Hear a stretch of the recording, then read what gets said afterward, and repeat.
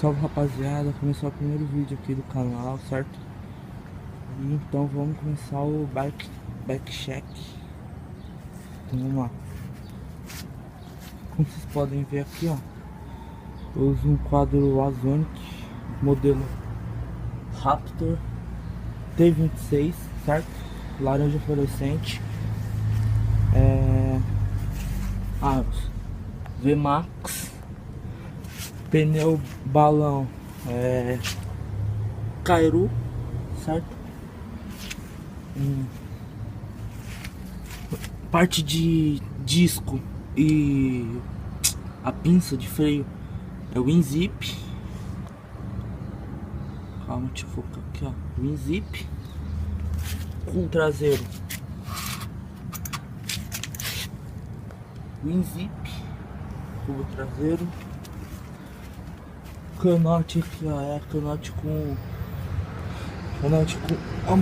amortecedor da Calor 100.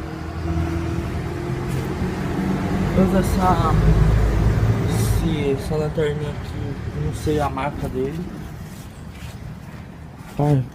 Roda aro VMAX da frente também. Pneu Kairu, balão da frente também. Aqui as manoplinha da Galo.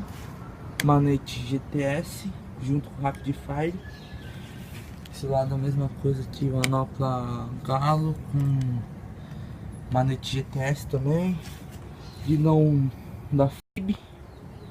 Eu não... porque esse guidão já veio, mas em breve eu irei trocar esse guidão. Comprar aqueles de downhill que é bem reto, né, rapaziada? Certo? Suportezinho para colocar a garrafa. Pedal, não sei que marca que é esse pedal, nem para de vela também, não sei qual marca que é. Cubo da frente,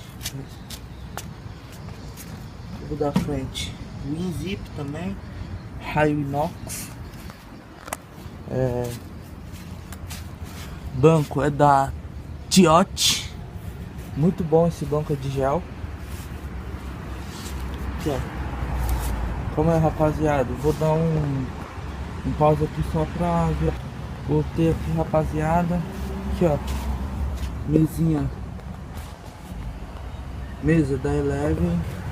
Movimento aqui, caixa de direção Neco. 7 Shimano, 7 velocidades, né? Da frente aqui, eu tô usando 3, certo? Então, rapaziada, é isso daí, ó. Tá aqui minha bicicleta, certo? Em breve eu pretendo fazer algumas modificações.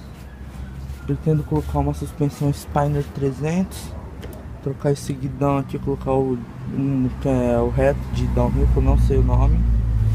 Comprar ali a parte de marcha, tudo Shimano, certo? Pretendo trocar esse pé de vela, colocar um Shimano também.